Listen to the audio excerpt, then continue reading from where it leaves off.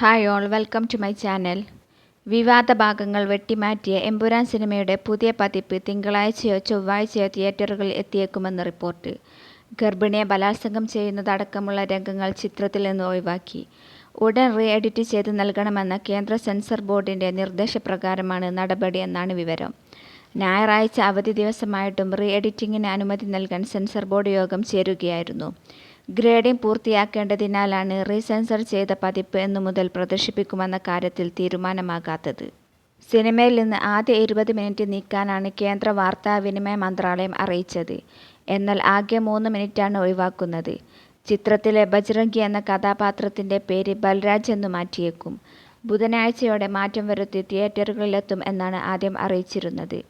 സംഘ് പരിവാർ സംഘടനകളുടെ പ്രതിഷേധത്തെ തുടർന്ന് എമ്പുരാൻ സിനിമയിൽ നിന്ന് 17ഓളം ഭാഗങ്ങൾ നീക്കാൻ നിർമ്മാതാക്കൾ തീരുമാനിച്ചിരുന്നു. എഡിറ്റ് ചെയ്തു നീക്കാനാകാത്ത ഭാഗങ്ങളിൽ സംഭാഷണം നിശബ്ദമാക്കും. വിവാദ രംഗങ്ങളിൽ ഖേദം പ്രകടിപ്പിച്ച് നടൻ മോഹൻലാൽ രംഗത്തെത്തിയിരുന്നു. മോഹൻലാലിനും പൃഥ്വിരാജിനുമെതിരെ രൂക്ഷ വിമർശനം നടത്തിയാണ് RSS മുഖപത്രമായ ഓർഗനൈസർ ഇന്നും ലേഖനം പ്രസിദ്ധീകരിച്ചത്. ഏതെങ്കിലും സീനോ സംഭാഷണമോ ആരെങ്കിലും വേദനിപ്പിച്ചെങ്കിൽ മാറ്റം വരുത്താൻ സംവിധായകനോട് പറഞ്ഞിട്ടുണ്ടെന്ന് നിർമ്മാതാക്കളിലൊരാളായ ഗോകുലം ഗോപാലൻ നേരത്തെ മനോരമ ഓൺലൈനിന് നൽകിയ അഭിമുഖത്തിൽ പറഞ്ഞിരുന്നു. വീഡിയോ ഇഷ്ടപ്പെട്ടാൽ ലൈക്ക് ചെയ്യാനും ഷെയർ ചെയ്യാനും ചാനൽ സബ്സ്ക്രൈബ് ചെയ്യാനും മറക്കരുത്. Thanks for watching.